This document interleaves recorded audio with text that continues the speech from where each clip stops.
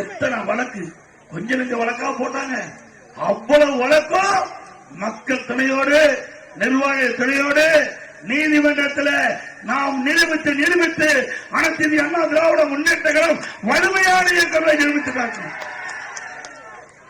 எப்படி பொற்கள பட்டையில உட்கலன் அந்த பட்டையில நம்முடைய இரும்பு பழுக்க காய வச்சு அடிச்சு உறுதி பண்ணுவாங்களோ அதே போல நம்ம அடி வாங்க வாங்க கட்சி வலிமையா இருக்குது. ஒவ்வொரு முறையும் நீங்கள் செய்கின்ற தவறால் அதிமுக பலம் பலத்தோடு இன்றைக்கு சந்திக்குது. உண்மைதானே? எவ்வளவு கஷ்டத்தை நம்ம கொடுத்தாங்க.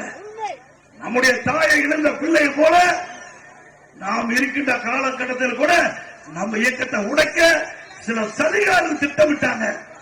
யாருன்னு உங்களுக்கு தெரியுமில்ல?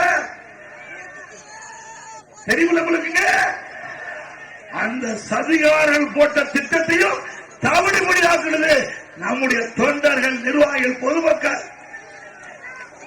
ஆக நம்முடைய இயக்கத்தை எவர் அழிக்க நினைத்தாலும் அவர்தான் அழித்து போவார்கள். இது தெய்வ சக்திகள்.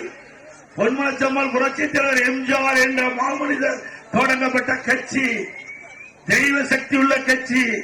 மாண்பு அம்மா நாட்டு மக்களுக்காக வாழ்ந்து படைந்த தலைவர், இருவரும் தலைவர்கள் இந்த நாட்டிற்கு இறைவன் கொடுத்த கொடை.